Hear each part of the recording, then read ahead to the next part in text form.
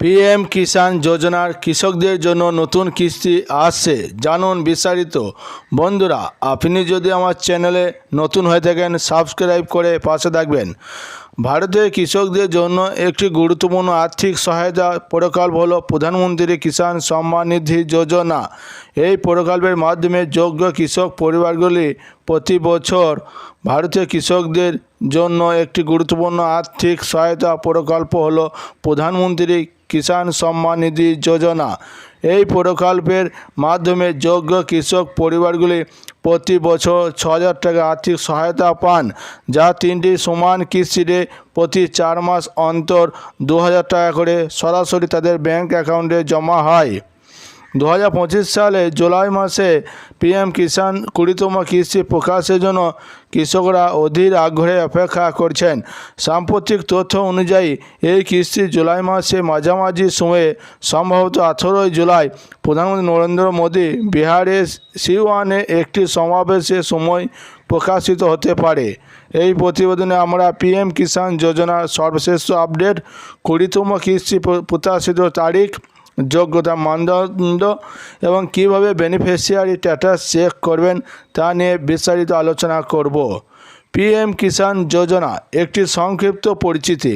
প্রধানমন্ত্রী কিষাণ সম্মান নিধি যোজনা 2019 সালের 24শে ফেব্রুয়ারি প্রধানমন্ত্রী নরেন্দ্র মোদী দ্বারা উদ্বোধন করা হয়েছিল। এই প্রকল্পের উদ্দেশ্য হল ক্ষুদ্র ও প্রান্তিক কৃষকদের কৃষি ও গৃহস্থালী খরচের জন্য আর্থিক সহায়তা প্রদান করা হয়।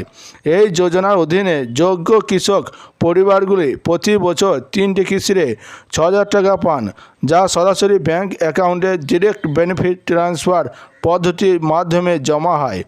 এখন পর্যন্ত 19টি কিস্তি প্রকাশিত হয়েছে এবং 2025 সালে ফেব্রুয়ারিতে 19তম কিস্তি হিসাবে 9.8 কোটি বেশি কৃষকরা অ্যাকাউন্টে 22,000 কোটি টাকা জমা হয়েছে। 20তম কিস্তি প্রত্যাশিত তারিখ।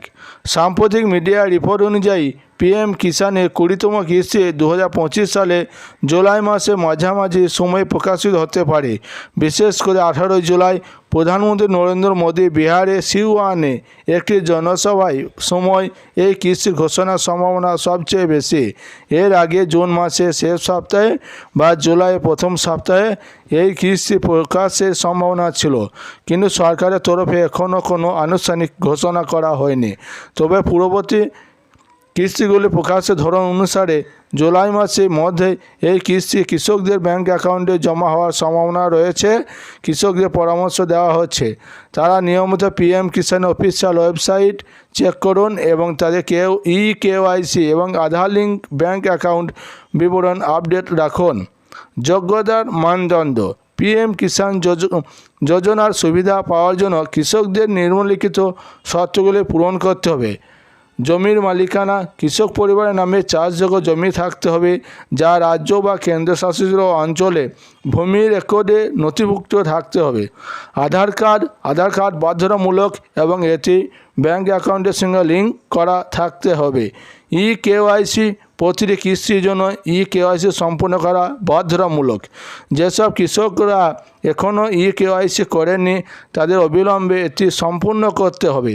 পরিবারের সংজ্ঞা।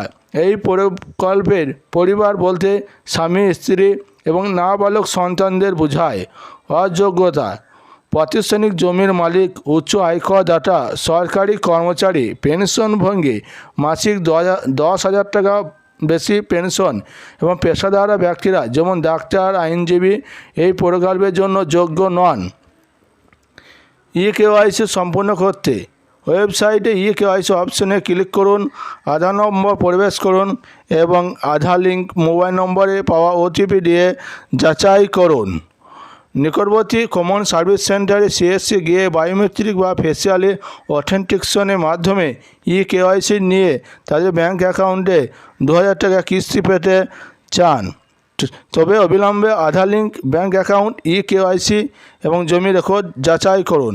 এই পদক্ষেপগুলি সম্পূর্ণ না করলে পেমেন্ট বন্ধ হয়ে যেতে পারে। বন্ধুরা, এই ছিল আজকে পিএম কিষাণের বড় আপডেট।